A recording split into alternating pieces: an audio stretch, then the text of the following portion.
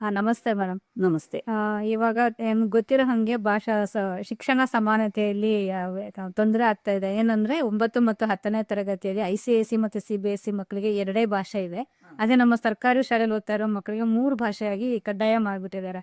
ಇದರ ವಿರೋಧವಾಗಿ ಅಂದ್ರೆ ಇದನ್ನ ಪರಿಗಣಿಸಿ ಈ ಸಮಸ್ಯೆನ ಅಂದ್ರೆ ಸಾಲ್ವ್ ಮಾಡೋದಕ್ಕೋಸ್ಕರ ಜ್ಞಾನೇಶ್ವರ್ ವರದಿ ಅಂತ ಜ್ಞಾನೇಶ್ವರ್ ಅವರು ಒಂದು ಕರ್ನಾಟಕ ಸರ್ಕಾರಕ್ಕೆ ಒಂದು ವರದಿಯನ್ನು ಕೊಟ್ಟಿದ್ದಾರೆ. CBSE ಕೇಂದ್ರ ಪಠ್ಯಕ್ರಮದಂತೆ ನಮ್ಮ ರಾಜ್ಯ ಪಠ್ಯಕ್ರಮದಲ್ಲೂ 9 ಮತ್ತು 10ನೇ ತರಗತಿಯಲ್ಲಿ 2 ಭಾಷೆಯನ್ನ ಪರೀಕ್ಷೆಯನ್ನ ಕಡ್ಡಾಯ ಮಾಡಿ ಅಂತ.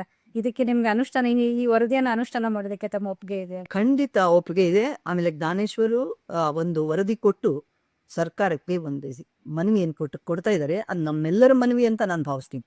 ಅವ್ರು ನಮ್ಮ ಪರವಾಗಿ ಅವ್ರು ಕಷ್ಟಪಟ್ಟಿದ್ದಾರೆ, ನೀವು ಕಷ್ಟಪಟ್ಟಿದ್ದೀರಾ, ಅದನ್ನ ಸರ್ಕಾರ ಕೂಡಲೇ ಜಾರಿಗೆ ತರಬೇಕು. ಇದು ಎಲ್ಲಾ ಕರ್ನಾಟಕದ ಮಕ್ಕಳ ಹಿತದೃಷ್ಟಿಯಿಂದ. ಯಾಕೆಂದ್ರೆ ಸಿದ್ದರಾಮಯ್ಯನಂತವರು ಕೂಡ ಇವತ್ತು ಮಾನ್ಯ ಮುಖ್ಯಮಂತ್ರಿಗಳು ಒಬ್ಬ ಬಹಳ ಕಡು ಬಡತನದ ಇದರಿಂದ ಬಂದವರು.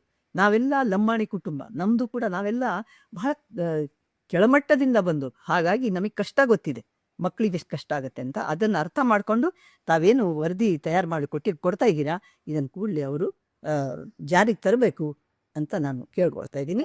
ಖಂಡಿತ ನಮ್ಮ ಒಪ್ಪಿಗೆ ಇದೆ. ಮತ್ತೆ ನಿಮಗೆ ಸಂತೋಷದಿಂದ ಅಭಿನಂದಿಸ್ತಾ ಇದ್ದೀನಿ.